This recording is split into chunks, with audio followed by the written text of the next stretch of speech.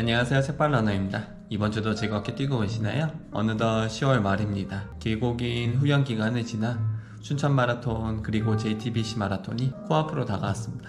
대회를 1, 2주 앞둔 지금 대부분의 주자가 자신의 목표 페이스를 설정했으리라 생각하는데요. 오늘은 대회에서 좋은 기록을 내기 위한 방법 중 하나로 글리코겐 로딩, 즉 카보로딩에 대해 이야기할까 합니다.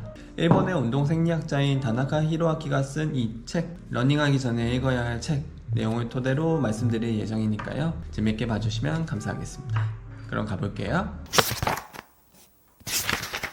여러분은 글리코겐 로딩에 대해 잘 알고 계시나요? 글리코겐 로딩은 풀마라톤이나 자전거, 그리고 크로스컨트리 스키 등 높은 지구력을 요하는 스포츠 분야에서 대회 전 주 에너지원인 글리코겐을 우리 근육이나 간 등에 보다 많이 비축하기 위해 실시하는 영양섭취법을 뜻합니다. 책에서는 동일한 강도로 운동을 지속했을 때 저탄수화물 음식과 고탄수화물 음식, 그 둘 중에 어느 쪽이 더 오래 운동할 수 있는지 비교해 보았는데요. 고탄수화물 음식이 압도적으로 오래 운동했다고 합니다. 스웨덴의 카를린스카 연구소에서는 그 비밀이 우리 근육 속 글리코겐 농도에 있음을 밝혀냈습니다. 즉 마라톤처럼 높은 지구력을 요하는 운동에서는 대회 전 얼마만큼 많은 글리코겐을 근육 속에 비축하느냐가 중요하다고 말할 수 있겠습니다. 좋은 기록을 낼 수 있을지 판가름하는 여부도 어쩌면 그에 달려있다고 볼 수 있겠습니다. 글리코겐 로딩 하면 제가 아는 범위 내에서는 대회 일주일 전부터 4일 전까지는 거의 탄수화물을 끊다시피 하고, 대회 3일 전부터 대회 전날까지는 반대로 탄수화물 위주의 식단으로 꾸리는데요. 다만 이 책에서는 대회 일주일 전부터 4일 전까지 탄수화물을 끊으라는 말은 없었습니다. 대신 대회 3일 전부터 고탄수화물 식단으로 섭취할 것을 권장했는데요. 제가 좀 더 자료를 찾아보니 글리코겐 로딩은 1960년대 후반에 시작한 고전적인 방식과 1980년도에 개량형으로 개발된 방식이 있다고 하는데요. 그에 따르면 제가 앞서 말씀드린 일주일 전부터 시작하는 방식은 고전적인 축에 해당되고, 책에서 말한 3일 전부터 시작하라는 말은 개량형이라고 할 수 있겠습니다. 네, 저는 두 가지 방법 다 활용해 봤고요. 개인적인 느낌으로 대회 일주일 전부터 탄수화물을 끊다시피 하면은 하루 이틀은 버틸만 한데 3일째부터 너무 힘들어요. 몸에 힘도 없고 괜히 예민해지고 짜증스러워지고, 저 개인적으로는 부작용이 꽤 있다? 그런 느낌이 들었는데요. 처음에는 몇 번 하다가 지금은 그렇게까지 극단적으로 하지는 않고 있고요. 평소처럼 밥 반 공기에서 한 공기 정도 먹고, 대회 3일 전부터는 탄수화물 양을 늘려서 글리코겐 로딩을 진행하는 방식을 취하고 있고요. 어떤 방법을 쓰든 개인의 자유이지만 각자 건강에 해가 끼치지 않는 선에서 진행하셨으면 좋겠습니다. 앞서 지방으로 달리기 영상에서 달리기를 할 때 우리 몸 안에서는 글리코겐과 지방 두 가지 에너지를 함께 쓴다고 이야기한 적이 있습니다. 하지만 체내 글리코겐 양만으로는 마라톤을 완주하기가 힘들다. 30km 전후로 연료가 바닥날 것이다. 그러니 평소 지방산을 촉진하는 운동을 해야 할 필요가 있다 라고 말했었죠. 여기 한정된 글리코겐을 보다 많이 축적하기 위한 흥미로운 연구 결과가 있습니다. 카롤린스카 연구소가 과학 전문 잡지인 네이처에 발표한 내용인데요. 실험 내용은 다음과 같습니다. 2명의 피실험자가 한 대의 자전거 에고르미터를 각각 왼발과 오른발만을 써서 다리를 더는 못 움직일 때까지 페달을 힘껏 밟습니다. 그 후로 3일 동안 탄수화물을 충분히 섭취한 다음 양쪽 발의 근육 속 글리코겐 농도를 측정했습니다. 실험 결과는 다음과 같습니다. 실험에 참가한 두 사람 모두 자전거 페달을 밟은 쪽의 다리는 글리코겐이 고갈된 상태였습니다. 그 후 탄수화물을 섭취하자 글리코겐 농도가 페달을 밟기 전보다 확연하게 늘어난 것을 볼 수 있습니다. 이를 통해 알 수 있는 사실은 우리가 글리코겐 로딩을 하기 전에 한 차례 체내 글리코겐을 고갈시킨 다음에 진행하는 편이 우리 몸 안에 더 많은 글리코겐을 비축할 수 있다는 사실을 의미합니다. 그러니 우리 근육이나 간에 평소보다 많은 글리코겐을 저장하고 싶다면 글리코겐 로딩을 본격적으로 진행하기에 앞서 체내 글리코겐을 먼저 소진시키길 바랍니다. 소진하는 방법은 2-3km TT든 2-30분 지속주든 짧은 인터벌이든 다양할 것 같아요. 단 대회가 코앞으로 다가온 만큼 평소보다 속도를 너무 빠르게 가져가거나 거리를 너무 늘리면 그만큼 회복이 더딜 수 있으니까요. 몸이 어느 정도 부하를 느끼는 선에서 멈추는 게 중요하겠습니다.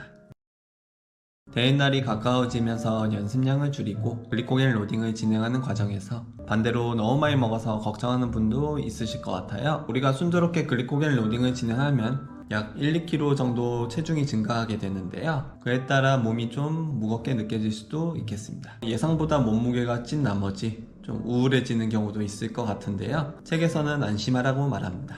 우리가 먹은 탄수화물은 글리코겐으로 에너지화되는 과정에서 글리코겐 1g당 물 분자 3g과 결합합니다. 예를 들어 글리코겐 로딩을 하는 동안 총 500g의 탄수화물을 섭취했다고 할게요. 이때 물 분자 1500g도 함께 결합하게 되면서 총 2kg가 증량하게 됩니다. 순수 지방만으로 1, 2kg를 증량하기 위해서는 약 7000칼로리에서 14000칼로리 의 에너지를 섭취해야 하는데 글리코겐 로딩 기간 동안 이만큼의 에너지를 섭취하기에는 현실적으로는 좀 불가능할 것 같고요. 반대로 이 시기의 체중 증가는 글리코겐 로딩이 잘 되었다는 증거이기도 하니까요. 글리코겐 로딩을 마친 후 한 1, 2kg 정도 늘어났다면 대회에서 좋은 성적을 올릴 신호겠구나 하고 받아들이시면 되겠습니다.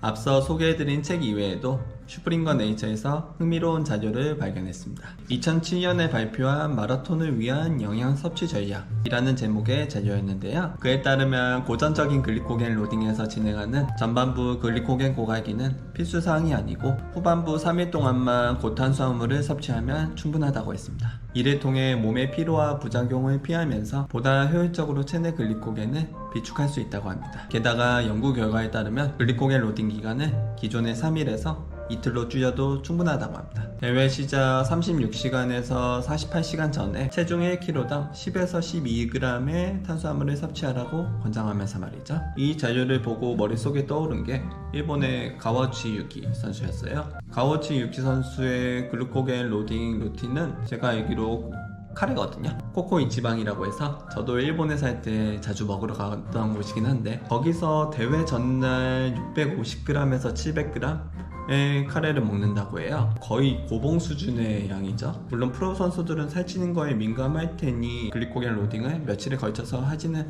않을 수도 있겠지만 모든 선상을 동일하게 적용할 수는 없겠지만 그래도 참고할 만한 부분이 아닐까 생각을 해봅니다.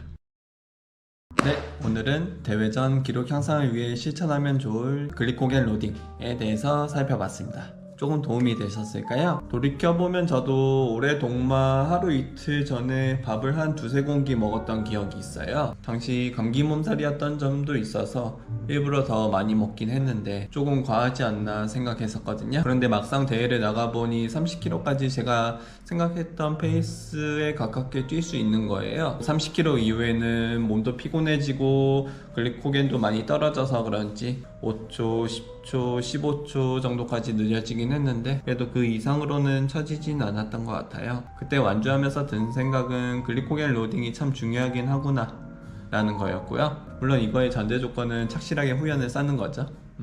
그래서 저는 이번 춘마에도 비슷하게 진행할 것 같아요. 일주일 전부터 탄수화물을 따로 절식하지는 않고 평소 식단을 유지하다가 이틀 전 거의 금요일이죠. 금요일부터 탄수화물을 폭발적은 아니지만 비교적 많이 채워 넣으면서 제 몸에 글리코겐을 쌓아가는 방향으로 가지 않을까 생각합니다. 물론 그 전에 고갈주도 한번 해야겠죠.